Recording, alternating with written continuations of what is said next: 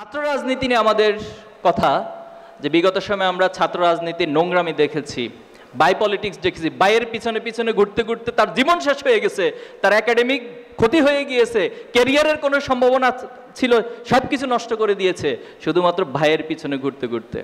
তাহলে মেহেরবানি করে আগামীর যে ছাত্র রাজনীতি সেখানে কোনো ভাই পলিটিক্স থাকবে না, সেখানে ফাউ খাওয়ার রাজনীতি থাকবে না, সেখানে টেন্ডারবাজি থাকবে না, সেখানে কোনো চাঁদাবাজি থাকবে না, সেখানে কোনো র্যাগিং কালচার থাকবে না। আপনাদের রাজশাহী বিশ্ববিদ্যালয়ের র্যাগিং কালচার আছে? নাই? আছে? তাহলে সব দায়িত্ব বিপি এটা বন্ধ করতে হবে। যদি বন্ধ করতে না পারে আমরা ওনার বিরুদ্ধে দাঁড়িয়ে যাবো ইনশাল্লাহ।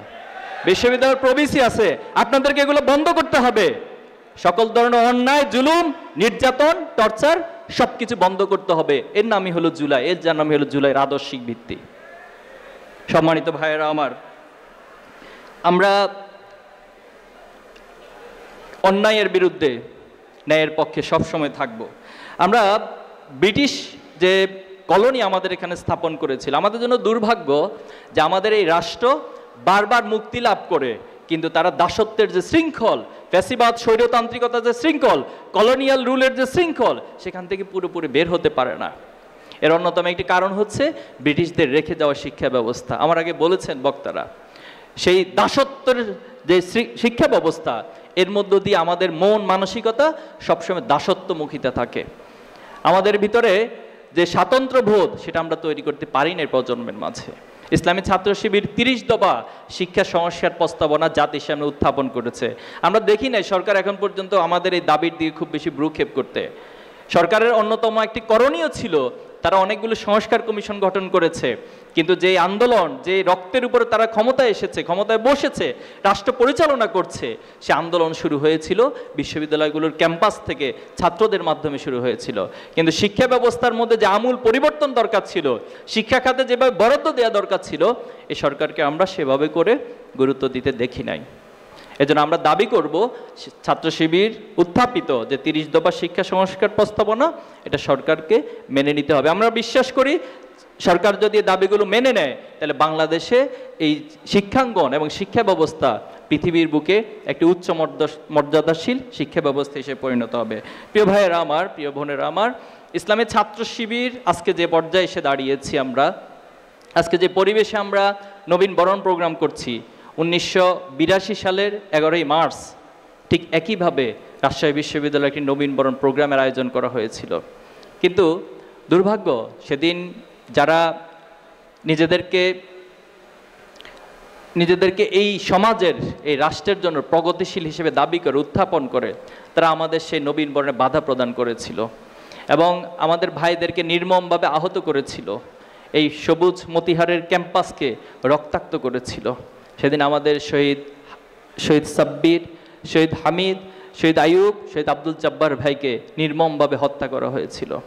শহীদ ভাইদেরকে যখন প্রচণ্ডভাবে আহত করা হলো, তখন তারা বারবার সেখান থেকে সেভ হওয়ার জন্য চেষ্টা করছিল, কিন্তু তাদেরকে ইটের উপর মাথা রেখে আরেকটা ইট দিয়ে থেতলিয়ে তাদের রক্ত এবং মগজগুলোকে আলাদা করে দিয়েছিল। আমাদের এই ক্যাম্পাসে শহীদ শরীফুজ্জামান নোমান ভাইকে নির্মমভাবে হত্যা করা হয়েছে। ছাত্র শিবিরের এই যে শাহাদাতের পথ, শাহাদাতের একটা রক্ত স্রোত, এটা শুধুমাত্র রাজশাহী বিশ্ববিদ্যালয়ে আমাদের 21 জন ভাইকে, মোট 21 জন ভাইকে শহীদ করা হয়েছে। অসংখ্য ভাইদের হাত পা অঙ্গহানির ঘটনা ঘটেছে। সারা বাংলাদেশে 1977 সাল থেকে জুলাইয়ের এবং আগস্ট পর্যন্ত 234 জন ভাইকে জীবন দিতে হয়েছে। আমাদের অনেক ভাইকে হত্যা করে তার চোখগুলো উঠে নিয়েছে। চট্টগ্রাম বিশ্ববিদ্যালয়ের শহীদ আইনুল হক ভাই, ওনাকে হত্যা করার পর ওনার লাশটা পর্যন্ত গুম করে ফেলা হয়েছে। সে লাশ এখনো পর্যন্ত তার পরিবারও জানে না, আমরাও জানি না সে লাশ কোথায় আছে। ইসলামী ছাত্র শিবিরের শত শত ভাইদেরকে গুম করে নির্মম নির্যাতন করা হয়েছে। আজকের এই দিন পর্যন্ত আমাদের 7 জন ভাই এখনো আমাদের কাছে ফিরে আসে নাই। ইসলাম বিশ্ববিদ্যালয়ে আল মোকাদ্দেস ভাই, ওয়ালিউল্লাহ ভাই, তাদেরকে গুম করা হয়েছে। তাদের পরিবারগুলো এখনো অপেক্ষায় আছে যে তাদের সন্তান ফিরে আসবে, কিন্তু নির্মম বাস্তবতা হলো আজকে আয়নাগর আবিষ্কৃত হওয়ার পরেও আমাদের ভাইরা এখনো ফিরে আসে নাই। ইসলামী ছাত্র শিবির এই যে একটি রক্ত স্রোতের মধ্য দিয়ে আজকে এখানে দাঁড়িয়েছে, আজকে বিশ্ববিদ্যালয়গুলোতে ছাত্র সংসদে শিক্ষার্থীরা ছাত্র শিবিরকে বেছে নিয়েছেন। নিঃসন্দেহে এটি আমাদের আদর্শিক যে এস্টাবলিশমেন্ট, আদর্শিক যে সততা রয়েছে তার কারণে এবং আমাদের এই শহীদ ভাইদের ত্যাগ কোরবানির মাধ্যমে মতো সেটা সম্ভব হয়েছে। প্রিয় ভাইয়েরা আমার, বোনেরা আমার, ইসলামী ছাত্র শিবিরের কাজকে বাধাগ্রস্ত করার জন্য এহেন কোনো কাজ নাই যেটা করা হয় নাই। নানান প্রোপাগান্ডা দিয়ে আমাদেরকে বাধাগ্রস্ত করা হয়েছে, কখনো আমাদেরকে রক কাটা বলা হয়েছে, কখনো আমাদেরকে রাজাকার বলা হয়েছে। এত এত কিছু করার পরেও ছাত্র শিবিরের এই আদর্শিক স্রোতকে কেউ কখনো বাধা দিয়ে রাখতে পারে নাই। সম্মানিত উপস্থিতি, আমরা বিশ্বাস করি আমরা এই সমাজকে নিয়ে যে স্বপ্ন দেখছি, আপনাদেরকে নিয়ে যে স্বপ্ন দেখছি, সে স্বপ্ন অবশ্যই বাস্তবায়িত হবে এবং সে স্বপ্ন পানে আমরা ছুটে চলছি। আমরা বিশ্বাস করি এটা আমাদের আবেগ নির্ভর কোনো কথা নয়, বরং আমরা আল্লাহ রাসূল সাল্লাল্লাহু আলাইহি ওয়াসাল্লামের দেখানো যে স্বপ্ন ছিল, আল্লাহ রাসূলুল্লাহ সাল্লাম যেভাবে করে সাহাবায়ে আজমাইনদেরকে স্বপ্ন দেখাতেন যে এই জুলুম নির্যাতনের পথ মারি দিয়ে একদিন ইসলামের বিজয় হবে, এবং সেটাই আমরা দেখেছি। কাফের বাতিল শক্তিরা সব সময় আমাদেরকে ফু দিয়ে উড়িয়ে দেওয়ার চেষ্টা করেছে, অথচ আল্লাহ তাআলা পবিত্র কোরআনে বলছেন ইউরিদুনা লিউতফিউ নূরাল্লাহি বিআফওয়াহিহিম ওয়াল্লাহু মুতিম্মু নূরিহি ওয়ালাউ কারিহাল কাফিরুন। যে তারা মনে করে যে তারা একটা ফু দিবে আর পৃথিবী থেকে ইসলাম এবং আল্লাহর নূর, এই দুনিয়ার সাথে যদি আমরা চিন্তা করি দুনিয়ার সাথে আমাদের কি সম্পর্ক। আল্লাহ রাসূলুল্লাহ সাল্লাম একটা হাদিসে বলছিলেন যে দুনিয়ার সাথে আমার কি সম্পর্ক, আবার তিনি একটি উপমা দিচ্ছেন যে দুনিয়ার সাথে আমার সম্পর্ক হচ্ছে এমন একজন পথিক যে অনেক লম্বা পথ পাড়ি দেওয়ার জন্য বের হয়েছে, কিন্তু প্রতিমধ্যে তার কিছু বিশ্রাম প্রয়োজন। তখন তিনি একটি গাছের বা একটি বৃক্ষের নিচে সামান্য কিছু সময় বিশ্রাম নিলেন, আবার উঠে উনি ওনার গন্তব্যে চলে গেলেন। এ দুনিয়ার সাথে আমার সম্পর্কটা হচ্ছে পথিকের সামান্য কিছু সময় বিশ্রামের মতো। আল্লাহ তাআলা কোরআনের অসংখ্য জায়গায় এই দুনিয়ার উপমা দিয়েছেন। এটা হচ্ছে মাতাউল হায়াতের দুনিয়া, খুবই সামান্য একটা বিষয়। সূরা ইমরানের মধ্যে আল্লাহ তাআলা বলছেন যুইয়ানা লিন্নাস হুব্বুশ শাহওয়াতি মিনান নিসা ওয়াল বানিন ওয়াল কনাতির ওয়াল মুকান্তারা, এভাবে অনেকগুলো বিষয়ের কথা বলেছেন। এরপর আল্লাহ তাআলা বলছেন কুল আউনাব্বিউকুম বিখাইরিম মিন যালিকুম লিল্লাযিনা তাকাউ ইনদা রাব্বিহিম জান্নাত, আমি কি তোমাদেরকে দুনিয়ার সামগ্রীর চেয়ে সবচেয়ে ভালো উত্তম জিনিসের সন্ধান দিব না?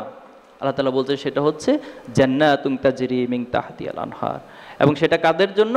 সেটা হচ্ছে যারা আল্লাহর গোলামির, আল্লাহ যে গোলামির উদ্দেশ্যে আমাদেরকে পাঠিয়েছেন। ওমা খলাকতুল জিন্না ওয়াল ইনসা ইল্লা লিয়াবুদুন। কেউ কি আমার সাথে দ্বিমত করবেন যে আমরা আল্লাহর গোলাম নই? দ্বিমত করবেন? আমরা আল্লাহর গোলাম। আমরা আল্লাহর গোলাম হওয়ার কারণে পৃথিবীর কারো গোলামির আমাদের প্রয়োজন হয় না, কারো গোলামির জিঞ্জরে আমাদেরকে আবদ্ধ হতে হয় না। আমরা আল্লাহর কাছে এই ঘোষণা দিয়েছি আসলামতু লিরাব্বিল আলামিন, হে আল্লাহ আমি আপনার কাছে আত্মসমর্পণ করেছি। এই আত্মসমর্পণের মূল দাবি হচ্ছে আল্লাহর পক্ষ থেকে যে বিধান রয়েছে, যে হালাল রয়েছে, যে হারাম রয়েছে, সেটা আপনি মেনে চলবেন। ইসলামী ছাত্র শিবির আপনাকে শুধু দুনিয়ার সফল হতে বলবে না, দুনিয়ার সফলতার পাশাপাশি আপনাকে অফিল আখিরাতে হাসানা, কাল কিয়ামতের মাঠে যেন আপনি আল্লাহর কাছে সফল ব্যক্তি হিসেবে, বান্দা হিসেবে উপস্থাপিত হতে পারেন, সেই প্রত্যাশা ব্যক্ত আমরা করব। এজন্য আজকের আয়োজনের মধ্য দিয়ে আমরা সামষ্টিকভাবে এই নবীন ভাইদের কাছে অনুরোধ জানাবো, আপনারা এই দুনিয়ার কেরিয়ার যেভাবে গড়ে তুলবেন, পাশাপাশি নিজেকে নৈতিক মানের জায়গা থেকে, আল্লাহর গোলামির জায়গা থেকে, আল্লাহর অনুশাসনগুলোকে মেনে চলার মধ্য দিয়ে আপনি আপনাকে আখিরাতের সফল ব্যক্তি, এবং সেই সফলতাকে আল্লাহ তাআলা বলছেন ফাউজান আজিমান, সবচেয়ে বড় সফলতা। দুনিয়াতে যদি আপনার একটা A+ মিসও হয়, আপনি আরেকটা A+ দিয়ে সেটাকে রিকভার করতে পারবেন, কিন্তু কাল কিয়ামতের মাঠে যখন আল্লাহ তাআলার পক্ষ থেকে চূড়ান্ত সিদ্ধান্ত হয়ে যাবে, সেদিনের হিসাব নিকাশের পর আর নতুন করে রিকভার করার কোনো সুযোগ থাকবে না। এজন্য একজন সচেতন মানুষ হিসেবে, মুসলিম হিসেবে, সচেতন আল্লাহর গোলাম হিসেবে আপনি আপনার ধর্মীয় অনুশাসনকে, ইসলামকে পূর্ণভাবে মেনে চলবেন। পারবো তো ইনশাআল্লাহ আমরা? আমি সর্বশেষ বলবো যে আমার সামনে যারা বসে আছেন তারা শুধুমাত্র রাজশাহী বিশ্ববিদ্যালয়ের কিছু শিক্ষার্থী না, বরং আমি আপনাদের মাঝে দেখতে পাচ্ছি আগামী দিনে আবু বকরের উত্তরসূরিরা আমার সামনে বসে আছেন। আমি এই স্বপ্ন দেখতে চাই যে আমার সামনে খাদিজা রাদিয়াল্লাহু তাআলা আনহা, হযরত ফাতিমা রাদিয়াল্লাহু তাআলা আনহা, হযরত আয়েশা রাদিয়াল্লাহু তাআলা আনহা, হযরত সুমাইয়া রাদিয়াল্লাহু তাআলা আনহার উত্তরসূরিরা বসে আছেন। আমি এই স্বপ্ন দেখতে চাই আপনাদের মাঝে আগামী দিনে ওমরের উত্তরসূরি বসে আছেন, খালিদ বিন ওয়ালিদের উত্তরসূরিরা বসে আছেন। আমি বিশ্বাস করি আগামী দিনে সালাউদ্দিন আইয়ুবীর উত্তরসূরি বসে আছেন, যে সালাউদ্দিন আইয়ুবী ফিলিস্তিনবাসীকে জুলুম থেকে নিষ্কৃতি দিয়েছিল। আমরা মনে করি আমরাও কোনো সালাউদ্দিন আইয়ুবীর জন্য বসে থাকবো না, বরং এই সময় সামনে যারা আছেন আপনাদের মধ্য থেকে শত শত সালাউদ্দিন আইয়ুবী তৈরি হবে, যারা শুধুমাত্র বাংলাদেশকে ফ্যাসিবাদ মুক্ত করবে না, বরং এই পৃথিবী থেকে জুলুমের নিষ্কৃতি ঘটাবে। আল্লাহ আমাদের তৌফিক দান করুক। আপনাদের সবাইকে অনেক অনেক ধন্যবাদ। আসসালামু আলাইকুম।